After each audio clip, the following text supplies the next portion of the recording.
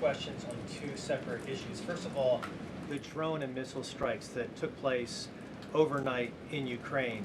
General Keith Kellogg, the president's special envoy, has described these attacks as egregious. Do you agree with that description, and do you view President Putin as an impediment to getting peace between these two countries? Well, it's not about if I agree, it's about what the president thinks, and I know what the president thinks because I talked to him about this. He was not happy about this news, but he was also not surprised.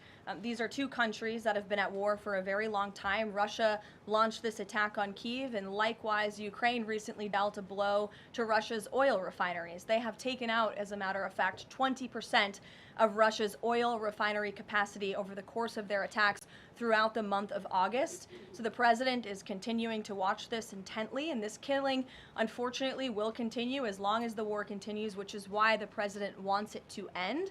And that's why he's worked harder than anyone to end this war, which would have never started if he were president. But perhaps both sides of this war are not ready to end it themselves. The president wants it to end, but the leaders of these two countries need it to end and want it to end, must want it to end as well. And I think the president will make some additional statements on this later. My second question has to do with Carrie.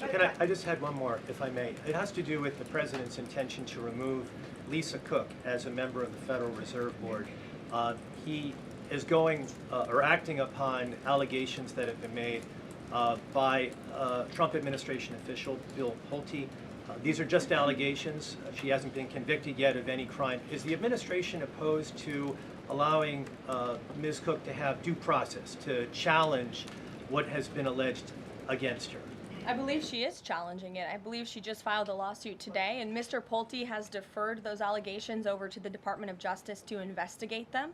What I will say is that you had these mortgage receipts very clearly shown to the president, and he has the cause that he needs to fire this individual. He laid it out in the letter that he provided to her and to the public as well. And so we'll continue to fight this battle. Carrie. Hi, Karoline. So the president just announced that he wants to have a convention right before the midterms next year. The DNC has countered that they too want to have a convention right before the midterms as well. What's the White House's response to that? And can you give us just a little bit of a hint or a tease here as to how the president envisions a convention for the midterms? Look, the president put out a statement on this earlier today. I'll let him speak further on the plans that he envisions, but I think he's very proud of the accomplishments and the achievements of his administration, as he should be. The most secure border in United States history, a crackdown on crime here in our nation's capital, an attack or a reversal of the attack on our energy industry from the previous administration. As I just pointed out to you, gas prices today, this Labor Day, are the lowest they've been since Labor Day in 2020. Our economy is bringing in trillions of dollars in revenue from all over the world again. So there's so much for Republicans and for the president and for Americans across the country to be proud of, and I think the president wants to see that celebrated. But for any further details on this as they come, we'll provide you with them. Iris. Thank you, Caroline. Two questions. If you like this video, then like, share and subscribe to Mirror Now.